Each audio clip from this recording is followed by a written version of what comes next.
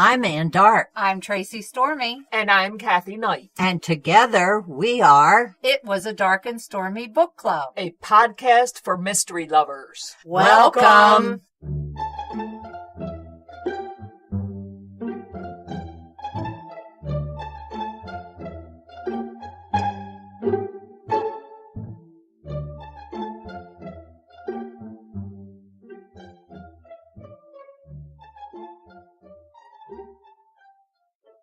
Hello, welcome to Bookends number 15. Today we have a jam-packed episode. But before we get started with that, don't forget to hit the subscribe button. We promise you that every week we will have an episode for you to enjoy.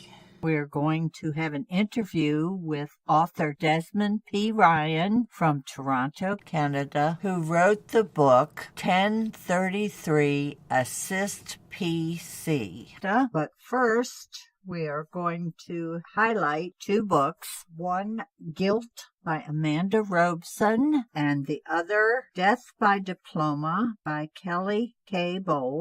Well, how are you today? I'm doing well. I'm getting chilly, though. You know me and my thin blood. I'm just... Get thicker now that you're in Maryland full time. I'm missing my trip to Florida. We attended an event at our public library. I know it seems to be a theme with us, but our library has some of the most amazing talks. So whenever they're having something that we think you guys would be interested in, we make sure we definitely attend. We attended a talk on DNA and crime solving by Virginia Sladko, who is a forensic scientist for Baltimore City Police. Yes, which is, quote, the murder capital of the country. She is a busy lady, and the talk was just excellent. She went into the case of Kurt Bloodsworth, who was the first person in the country to be exonerated by DNA post-conviction. And it was an excellent, excellent talk. And we have asked her, and she has very graciously agreed to record an interview with us. That we're hoping to have that on very soon. Another thing she talked about was basically the CSI effect, how in real life these cases take so much longer to be completed than on TV. And a lot more people involved than just 2 or 3 people in a lab that do everything. She explained that she pretty much sits at a desk all day and studies a computer screen just like a lot of people do, but she loves it. She said it's the nerd in her that just loves solving these, but she doesn't go to crime scenes. She doesn't see crime only if she asks where the DNA came from. It was very interesting, and we can't wait to have her on the show. So stay tuned. In the next month, hopefully, we'll get that one done. And as you go to your bookstores and libraries, check out talks in your area. There's a lot of events that are free to the public, and they're very interesting. This is the 3rd or 4th we've been to in the recent past. Like today, I went on our library's website and found out that Laura Lippman is coming. So guess what? We're definitely going to that. Yes. Keep your eyes peeled. Get your library's newsletter. And for the most part, I would say 99% of them are free. They might have a small cost for some of them or a donation to keep those programs coming. It's a great source of entertainment. And it's not just mystery stuff. It's something you're interested in. They had one at my library in Cecil County, Maryland, creating art from books. And it was an interesting, and I loved that class. You go to craft fairs and you see these angels made out of the pages of books. And they showed you how to do that. It was a wonderful class and all free. So there's a lot of programs out there. And all you have to do is sometimes make a reservation, but other than that, they're usually free. Keep your eyes peeled. We are going to highlight our first book, which is... The first book we're going to highlight, it's actually more than just one. It's a series. It is by Kelley Kaye.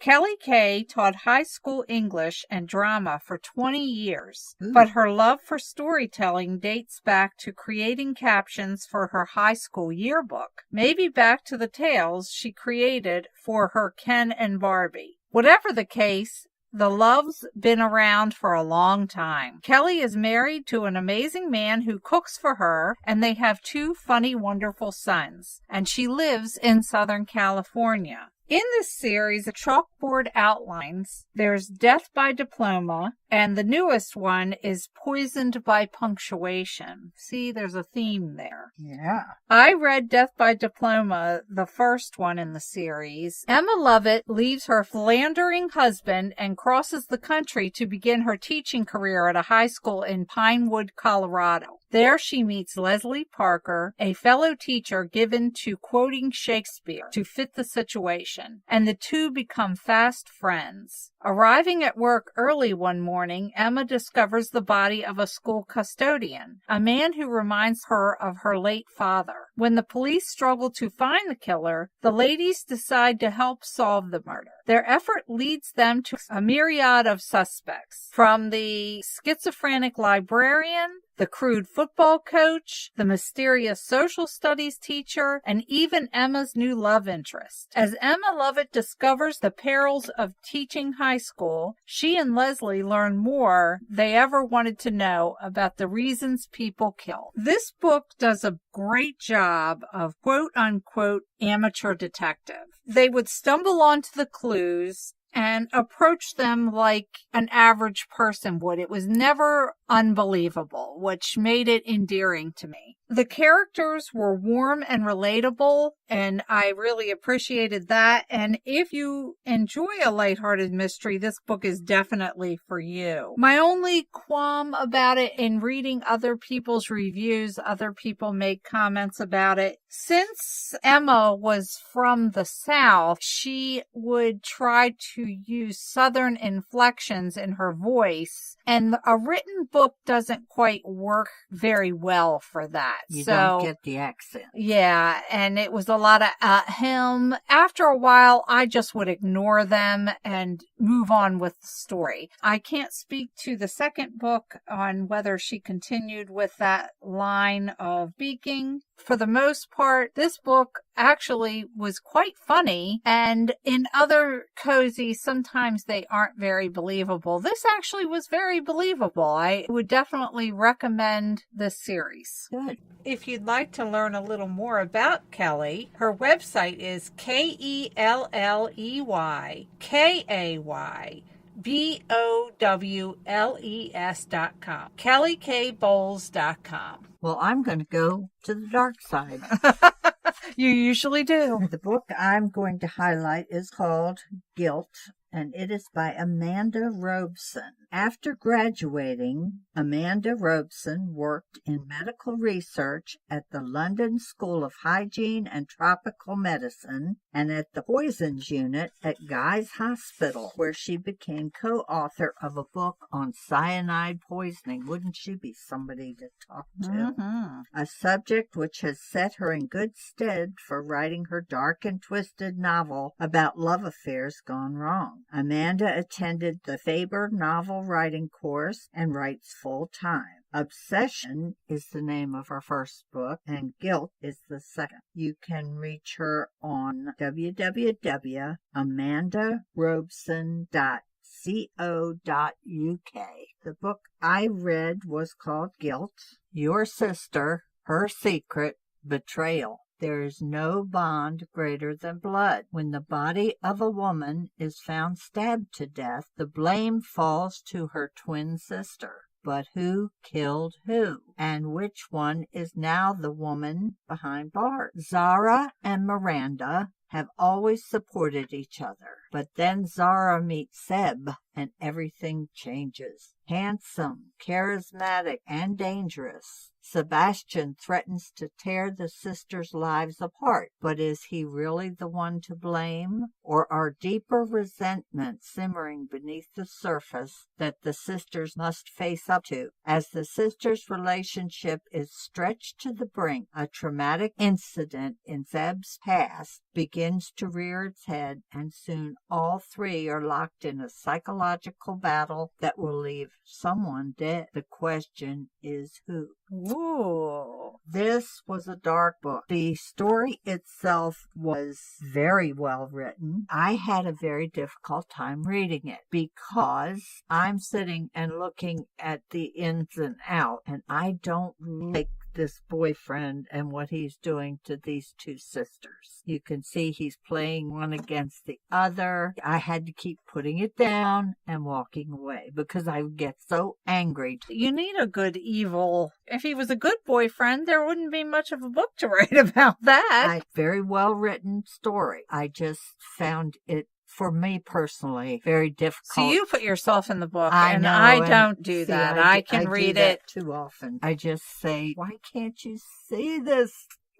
But anyway, I would recommend it if you like a good, dark, psychological thriller. We should have switched. Yeah, we probably should have, but you're darker than I am. Definitely. And I'm the cozy reader. I just love cozy. It's not that I don't like cozies. I get upset when they're poorly written and the guilty party just shows up at the end. A lot of cozies are dumbed down. I mean, I guess for some people that works for them, they don't want to have to really put any thought into it. When I read, I actually think. Yeah, well, I'm going to have to read Death by Diploma because you recommend it. And I know you don't like dumbed down books, so. Yeah. And along that lines, I will definitely read Kelley Kaye Bowles' second book, Poisoned by Punctuation. Ooh, that's a tongue twister. That sounds like a good one. That's the end of our highlighting section, and we are going to move on to an interview with Desmond Ryan. Desmond P. Ryan. Not to be confused with the Desmond Ryan. Irish literature. Yes.